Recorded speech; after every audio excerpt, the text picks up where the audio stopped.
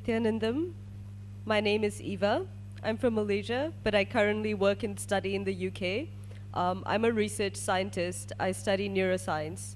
Um, so we've been playing around with these powers for a while. And the one I'm going to talk about is of visualization or reading the mind of another person. So the exercise was I was sitting across from someone else. So as I mentioned, I'm Malaysian, but I live in the UK. The person across from me is a Canadian whom I haven't met before this program or didn't know before. We were given 3 minutes and told to hold Swamiji in our inner space and connect with him and have oneness with him. And I did that.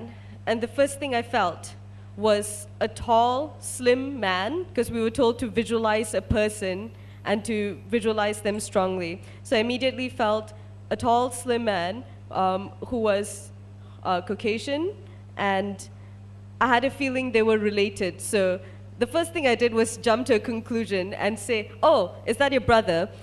Because I have a pattern of being slightly impatient, so I was wrong. And I had to, again, connect with the space of oneness and complete with this impatience that I hold in me perpetually. And I focused again, and then I realized that it was an older man. And I felt a strong feeling of fatherliness.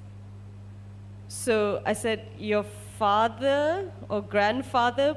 And then I realized again I was guessing. So I held myself inside again and checked. I said, it's someone related to you through your father. Is it an uncle? It's his brother. And she said, yes. I said, he has gray-white hair.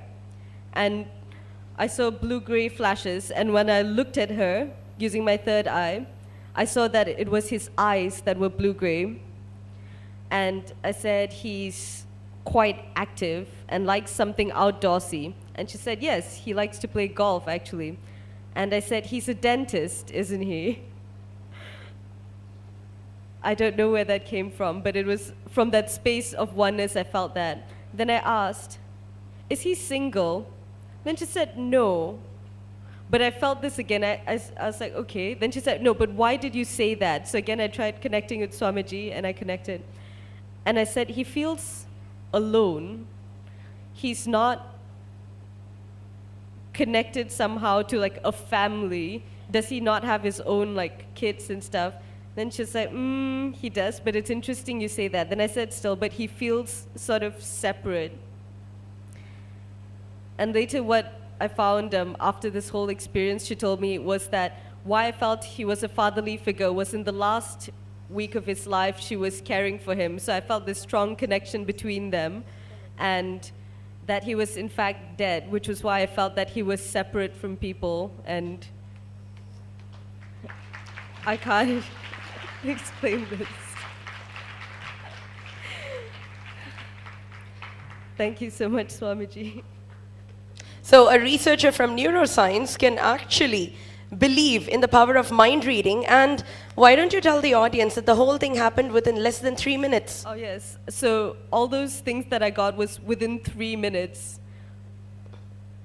That's amazing. That is incredible. Great.